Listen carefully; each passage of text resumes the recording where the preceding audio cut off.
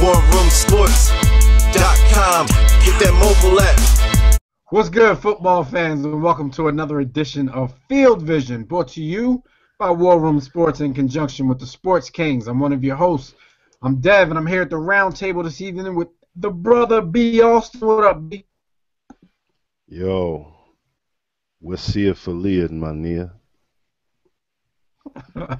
We got Fred Perdue of collegefootballextra.com.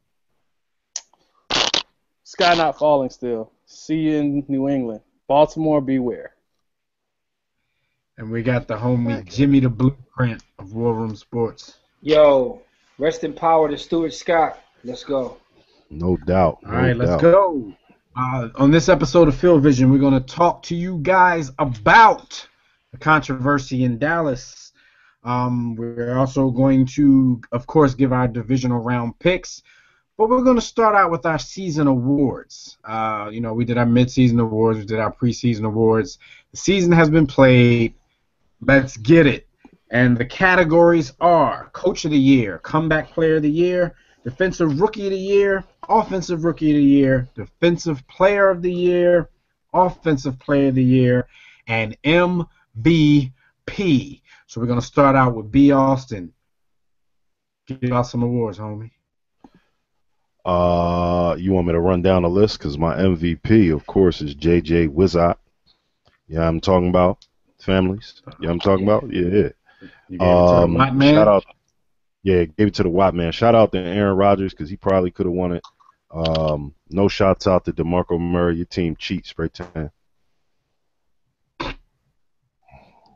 Yeah, that's my MVP. What about the rest of your awards, B? My bad, bro. Let's get it. Run them down. Let's get it. All right, so my Offensive Rookie of the Year is Odell Beckham Jr. No explanation needed. My Defensive Rookie of the Year is Aaron Donald. He was a grown-ass mother-bleeping man. Shout out to C.J. Mosley. I think I picked you mid-season. My Coach of the Year, of course, is Bruce Arians. My Offensive Player of the Year is one Mr. Aaron Rodgers. And my Defensive Player of the Year is also J.J. Watt. Did I miss any? Comeback Player of the Year, Coach of the Year. Oh, you can pick Coach. What about Comeback Player? Tony Homo. He had a broken back at the end of last year. I broke my back.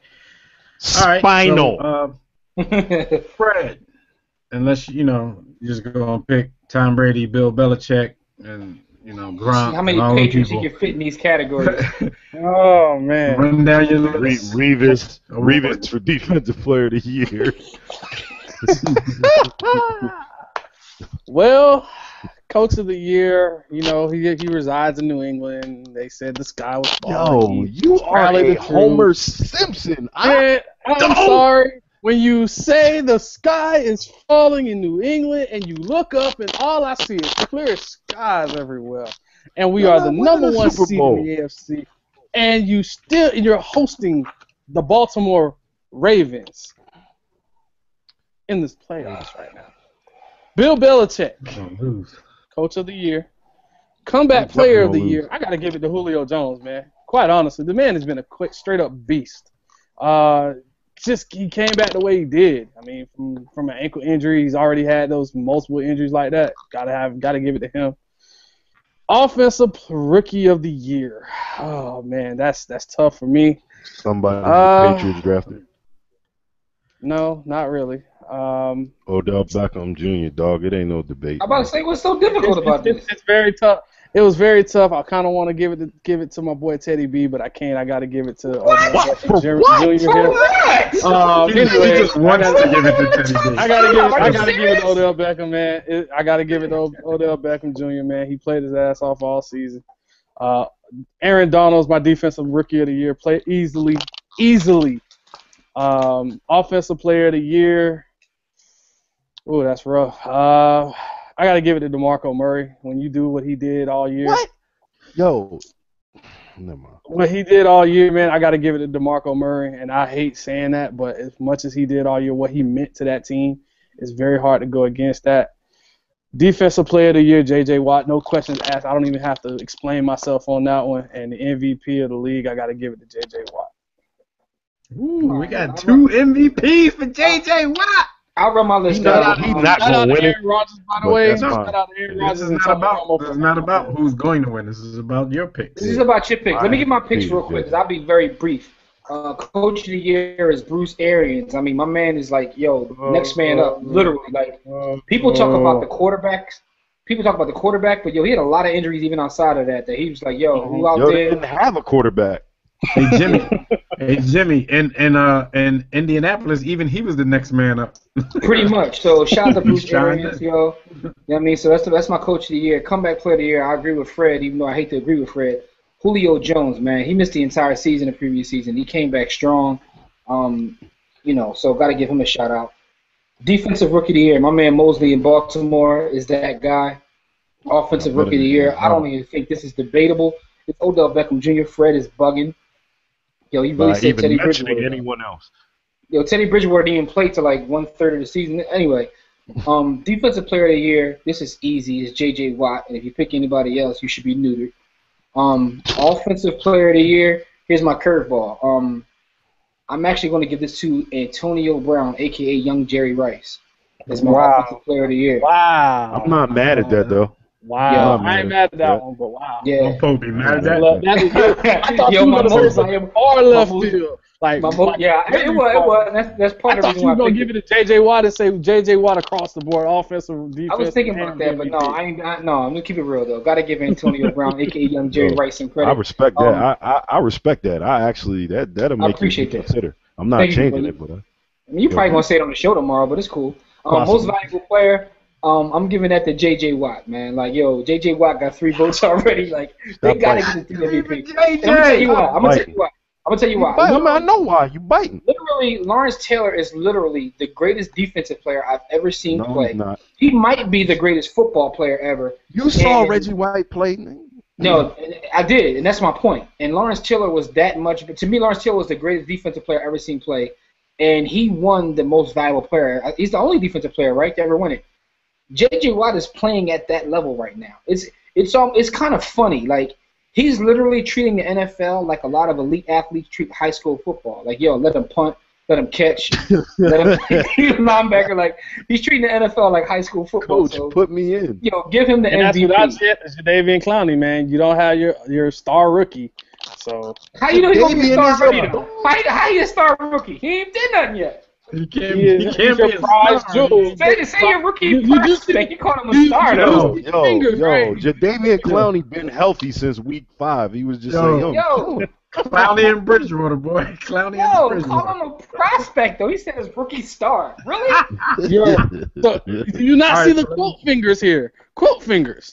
Okay, Let just me, saying. I'll run Yo, down my men picks. don't use quote fingers, man. Coach of the year, like everybody, I'm gonna go with Bruce Arians. Well, I except ain't for everybody, Purdue, man. Sorry, I'm not with y'all on that one. who did the homer pick.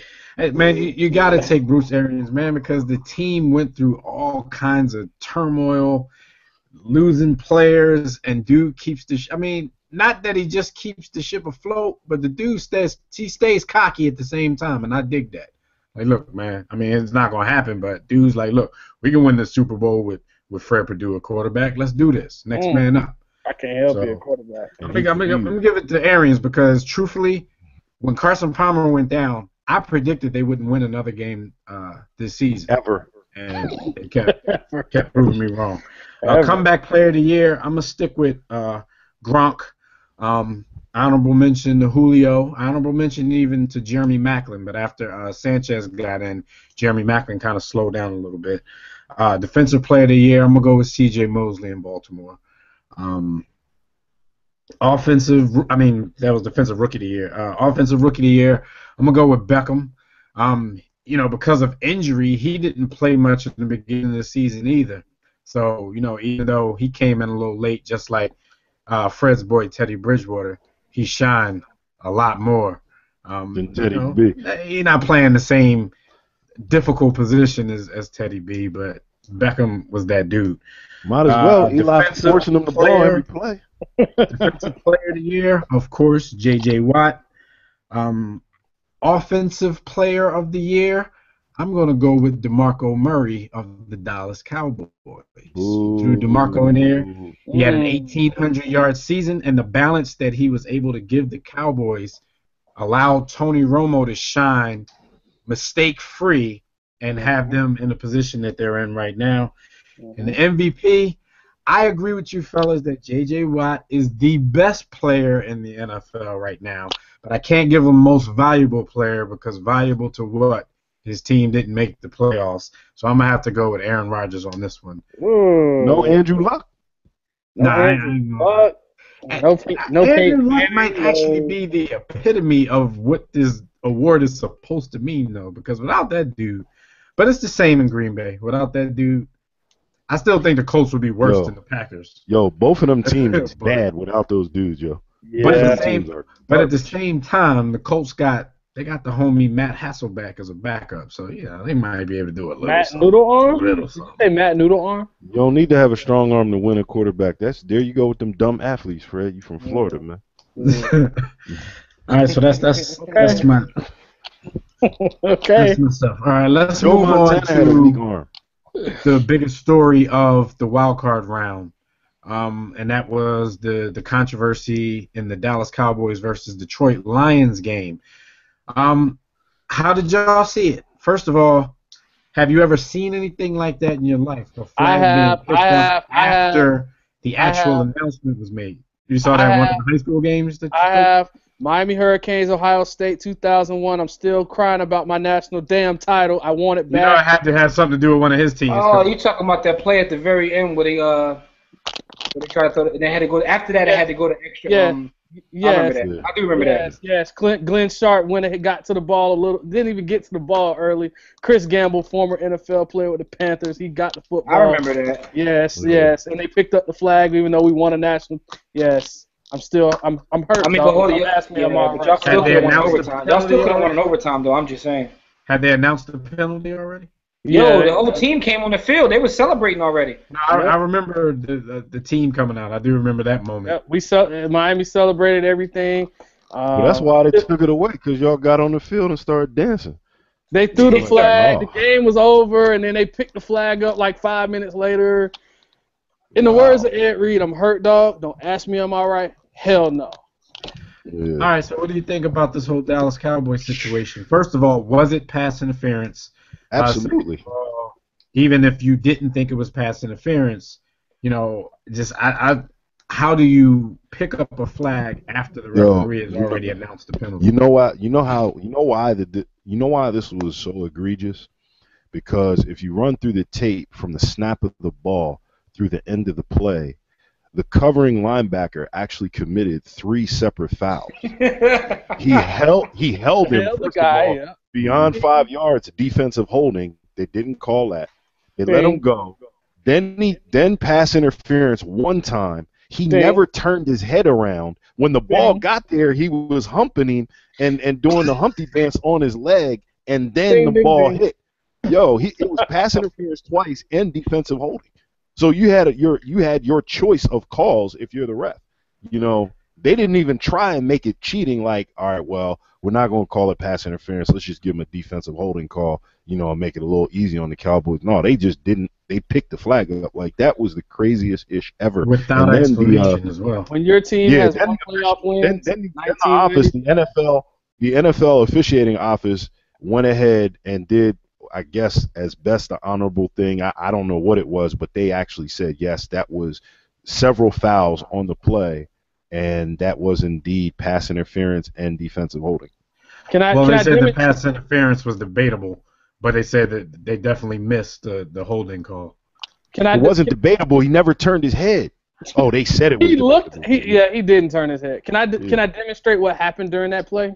Go ahead. Hey refs, you all have checks in your lockers, $1 million a piece. Don't pick that flag up. Oh, you need $2 million? Okay, you can pick that flag up. Go ahead. Sign Jerry Jones. That to me, I know Fred was trying to be funny and all, but that's one of the bigger things about this. When it first happened, the first thing I said is, oh my God, the Cowboys, of all teams for this to happen, because you already knew what it was going to be. I'm not saying that the refs weren't paying. Who knows what really happened? But I've never seen anything like that. I do remember the Miami game, but this was a little different. Like, because I can't believe this happened still. Like, this is crazy. And the fact of the matter is, Jim, no, I was gonna say one of the things that B. Austin failed to mention was Des Bryant running 15 yards onto the field to argue with a ref with his helmet off. Yeah. Exactly. And then the thing about it is, last thing I want to say about this, they had, NFL came out and admitted, like, they were wrong on that, but they admitted a couple other calls that went against the Lions, like the hold on Sue on, like, third and 7 or something. And fourth and yeah. Yeah, it's like, I don't even know whether they should have came out. I understand what they're trying to do. In a way, I kind of feel, Jimmy, like it was so bad they should have just not said anything, because it looks even worse for them to comment on it. Like, who do you have reffing the games? Either way, it's bad, because it's like either they got paid, or they're just that bad at officiating. Either way, it's egregious. Like, that was bad, man. The last time I would have found a Cowboy fan, and the last time I remember this happening in the NFL was the Rams went to the Super Bowl. I think it was the first time when they played the Titans. They played the Tampa Bay Buccaneers in the NFC title game long time ago in the 90s, late 90s. You weren't alive. I wasn't that old, but I do remember that big time flag, because the NFL did come out, and at the end of the day they said that it was a penalty. I think it was a pass interference in the end zone, and they tried to call it, and they didn't call it, and then they tried to make Tampa Bay fans feel better about it after the Rams go on to win a Super Bowl, and Bucs fans never forget it. Well, that's the Bucs' fault for trying to win a Super Bowl with Sean King. So, King, who looks like an offensive lineman nowadays. Now, this whole situation, it's been talked about all week on every outlet, on social media, everywhere. Now, I know Dallas Cowboys fans are going to be watching this, and they're going to be upset and think that everybody's hating and this and that. My message to them is this, because I've seen Cowboys fans like go to the mat trying to justify it and make excuses and point out that the tight end actually had his hand on the linebacker's face mask. I actually think he was actually trying to get space because dude was holding him. I think he was trying to get him off of him, and his hand did touch his face mask. But none of that really has any bearing on the play, because that was never called. The pass interference was actually called, and it was picked up. But what I want to say to Cowboys fans is, it happened. It happened in your team's favor. Your team is moving on to the next round. Why do y'all give a hell what everybody's saying? Why do I see Cowboys fans in every argument trying to justify it, trying to make excuses, trying to say what else happened on the play? If I'm a Cowboys fan, I'm like, okay. They ain't been shit. They ain't been shit for so long that they ain't feel the need to defend it. If I'm getting there, I don't care how I get there. Like, that's the ref's fault. That's not my fault. It's not my job to defend it. We're going to the next round. I don't understand why they're just on this crusade. Like, it doesn't matter unless you feel guilty about, unless you feel one that's doing wrong is the one that feels the most guilty. I don't think that way, so I don't understand it. If I was a Cowboy fan, I'd just give everybody the middle finger and say, check us out next week. The same way I feel about those Patriot fans that get mad when you say y'all cheated. So what? Hey, because y'all, Fred, y'all still get frustrated about that. I'm like, look, man. Hey, man, we did it the right way. 10 years ago, we got the chips. It don't matter. You ain't cheating, you ain't trying. Yes, sir. We'll talk a little bit more about this on the War Room. Y'all check that out on WRSPN.com. Just click on the War Room, and we'll talk some more Dallas Cowboys, Detroit Lions controversy. But before we get out of here, of course, we got to pick the divisional round in the NFL playoffs this weekend, and we are going to start with Fred's New England Patriots, who are hosting the Baltimore Ravens. By the way, I just want to let everybody know I was 4-0 on my picks last week. Don't think it's going to happen that way this week. We'll start with you, Fred, since this is your team. Baltimore at New England. The one team For the AFC Championship game, for a trip to the AFC Championship game, who you got? The one team I did not want to see in the playoffs. That's a bad matchup. The Baltimore Ravens, man. I did not. I said it all year. I do not want to see the Baltimore Ravens in the playoffs. And thank you, NFL. You gave me what I didn't want. Give me the Patriots in a close game. Brady's just got to get over that hump of playing the Baltimore Ravens, man. He just has to. All right. B. Austin, who you got? T. Sizzle, Ball So Hard University. Jimmy. I'm gonna take the Patriots. It's gonna be a tough game though, cause Baltimore. I didn't realize just how great of a job their coach has done since he's been there. Looking at some of his numbers, man, I gotta give him credit. And they went on the road too. They're a team you just don't want to play. Like, they don't have to be home. They probably play better on the road. So it's gonna be a tough game. And they're balanced. They're balanced, man. I'm going with Fred though. I think Brady gets over the hump. Yeah, when Baltimore advances every time they get into the playoffs. Like, they don't lose in the first round. So, that had a lot to do with why I thought they would get over that Pittsburgh hump last week without Le'Veon Bell or whatever. This one is tough for me. I think I'm going to go with New England as well. Of course, I wouldn't be surprised to see Baltimore do it again. I wouldn't be surprised to see Baltimore, go into the playoffs as a wild card and actually end up winning the Super Bowl again. Flacco, he doesn't get the respect that his contract might try to warrant for him, but the reason he got that contract is because of what he does in the postseason. And so far, so good after one game. So we'll see if he can get on another one of those runs that he got on a couple of years ago. But I'm going to go with New England. All that, and I'm going New England. I said I'm going to see if he can get on the run. I'm not sure if he's going to get on the run. So I'm going to go with New England on this as well. Second game on Saturday, Carolina Panthers, who made the playoffs at 7-8-1 and advanced over, kind of a helpless Arizona team. They're going to the Pacific Northwest to see the world champion Seattle Seahawks. Jimmy, who you got in this one? Seahawks. Simple as that. The champs. I got the Seahawks, and I got the Seahawks in a slaughterhouse. This is going to be one of those games where Cam is going to be moping the whole game because the Seattle defense will be shutting them down. So, Fred, who you got in this one? Bring the belts out, baby. The Seahawks going to win this one badly. I mean, it could get real ugly. 12th man. B. Austin, Carolina. Murder, death, kill, destruction. Yo, beast mode, all about that action, boss. Yo, the Panthers shouldn't be there. They shouldn't be there.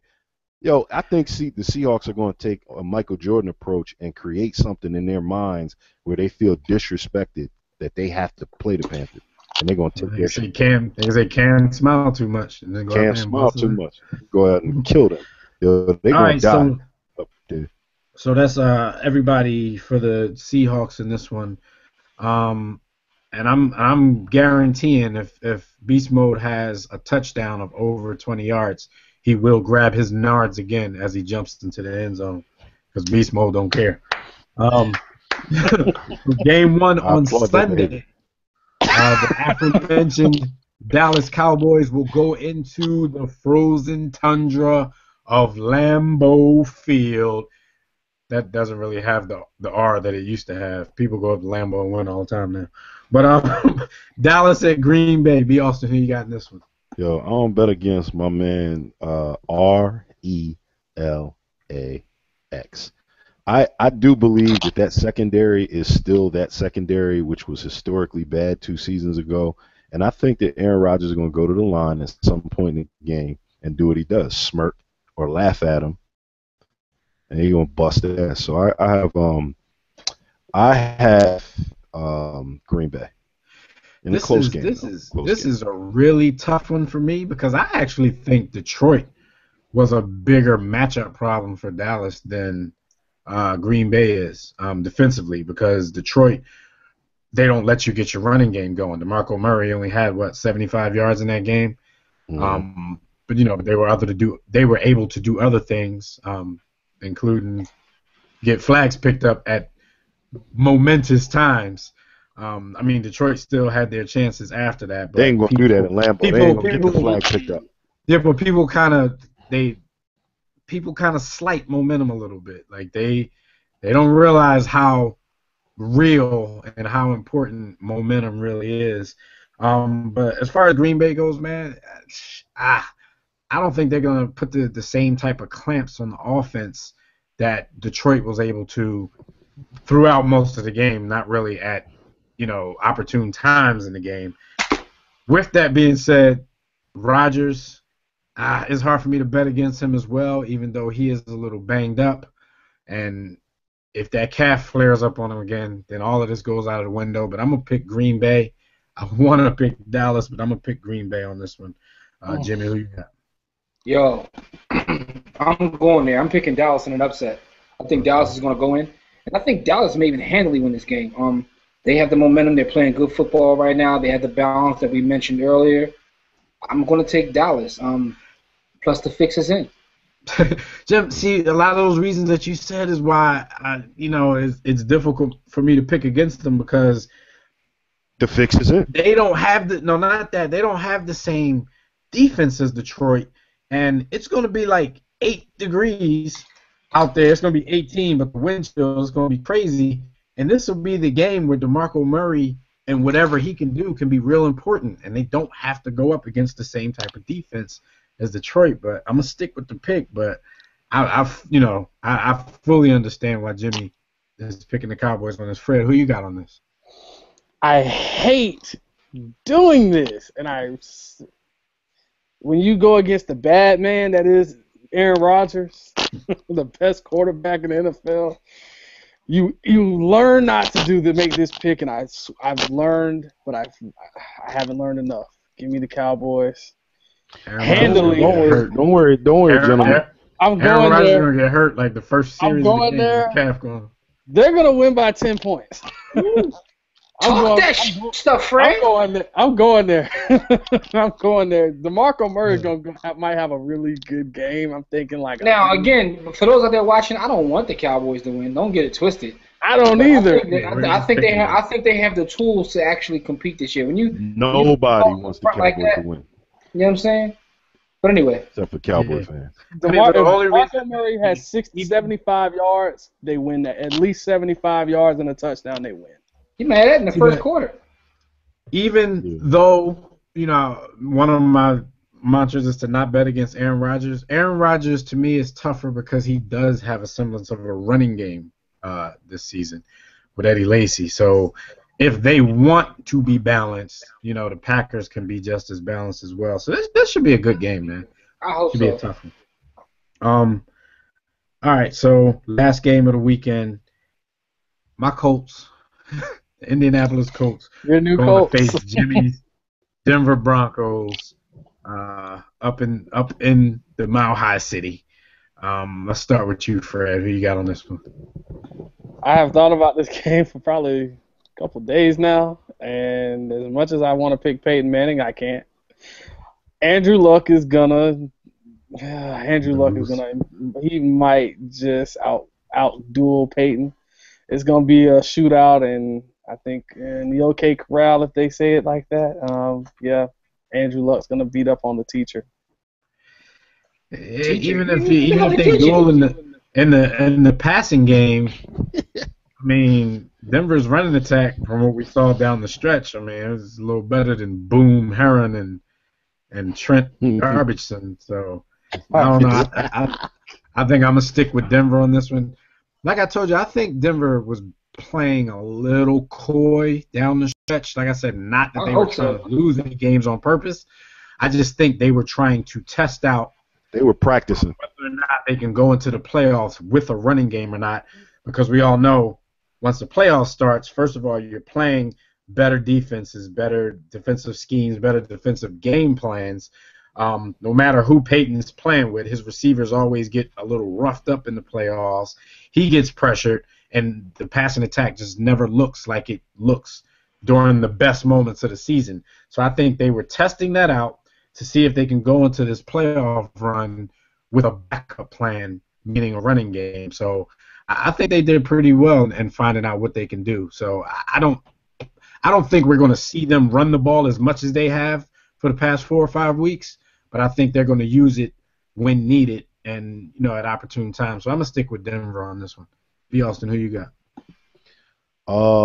Man, first I want to say salute and shout out to Andrew Luck, man, because he is defining his last name of Luck, man. He is that dude.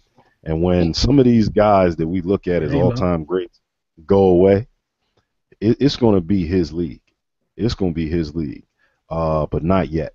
And really, it's not even about Luck so much as their defense is not defense and their running game is trash. Yo, and their running game, they rely on a guy who's a fraud. Trent Richardson is a fraud. He's a fraud. He looks like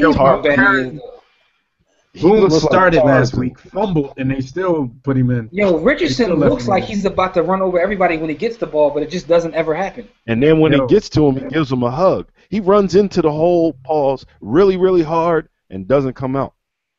He's just in the box. Like Tarzan, runs like Jane. Runs like, I was going to get there. But, all right, so my man, listen, I agree with Dev completely. The Broncos were playing a little coy. I think that John Elway sat down with Peyton.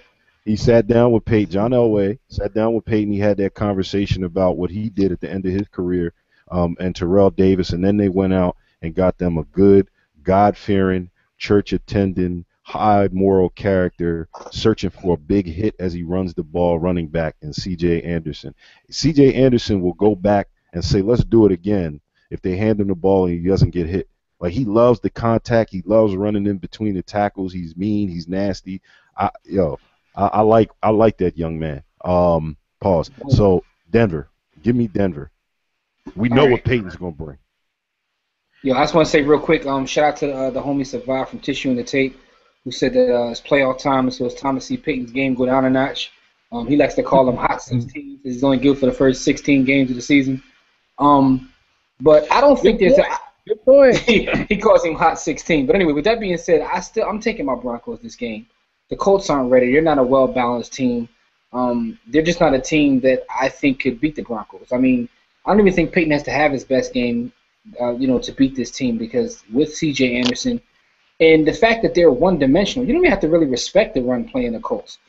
I think that, with the home field advantage and everything. You can run with four in the box. That's what I'm saying. So I think that we'll be able to beat them. They're a one-dimensional team on offense, and their defense, it's a shootout last time we played it and we won. But I think we'll win by more this game, and then we'll be in the AFC Championship, and we'll see who's there for us. But with that being said, Broncos. That's your man. T.Y. Hilton got the most drops in the NFL, the most playoff drops in the last 2 years. I be telling y'all he's a bum. Yo! Can't bring the speed. Wow. But no. Yo, you can't, Fred, you can't drop the ball and be good. I don't care about your Say that to Terrell Owens. Terrell Owens always really can drop. I was going to say, all right. What you going to say? What you going to say? I'll wait for you to finish. What you going to say? Oh, I'm sorry. All right, what's your chest, man?